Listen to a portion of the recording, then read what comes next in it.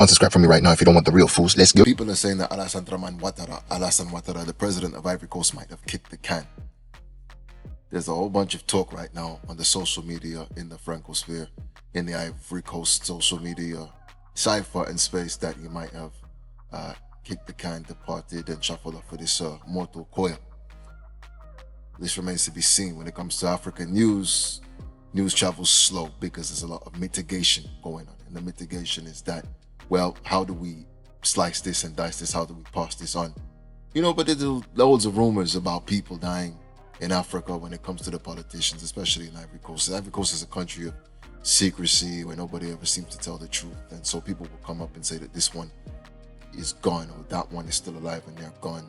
This one was poisoned when they weren't poisoned, or that one died naturally when they weren't poisoned. So there's all kinds of stuff going on.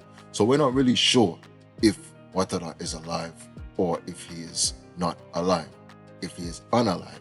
However, if that were to be the case, the person succeeding him to the throne might be photocopy, that is Ibrahim Ouattara, his little brother. Some people rumor that is his son, but most probably his little brother. He might be the one taking over. He might be the one ruling in his stead. Now, he doesn't have the charisma, nor does he have the extensive experience that Ouattara had. He doesn't have any real history in managing anything significant or pertinent to the duties and the functions of exercising control over a state, which means that ultimately, I mean, there could be a rift within the RHDP, that is the RDR, the Republican rally, the Republican Party in Ivory Coast, and that could be a situation that could be contentious. We know that when it came to putting these people together in power anyway, they fought vicious, bloody civil wars against each other, but they converged all together under the one umbrella of Alassane Ouattara. If he's gone, then we don't really know what might happen. There could be any number of risks, and of course the opposition, that being Guillaume Soto, the opposition, they might jump up and decide to take advantage of that and then do something crazy. And that might ignite all kinds of problems at the ground level in Ivory Coast, so we don't really know. The word is up and it's all up in the air for the moment, so we're not really too sure about what's happening. But anyway, and in any case, I will keep you all informed as to what happens there, because I don't really see this being reported in any of the English-speaking circles.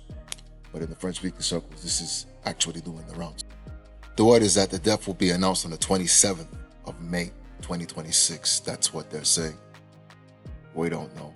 So let's just keep our eyes peeled. Let's see what happens. And this is already setting out to be a very interesting year, if only to avenge the very underwhelming year that took place last year, where people thought a lot would happen and not that much came of it. Man. Anyway, if you've listened this far, thank you for your time. Like, share, subscribe. How you?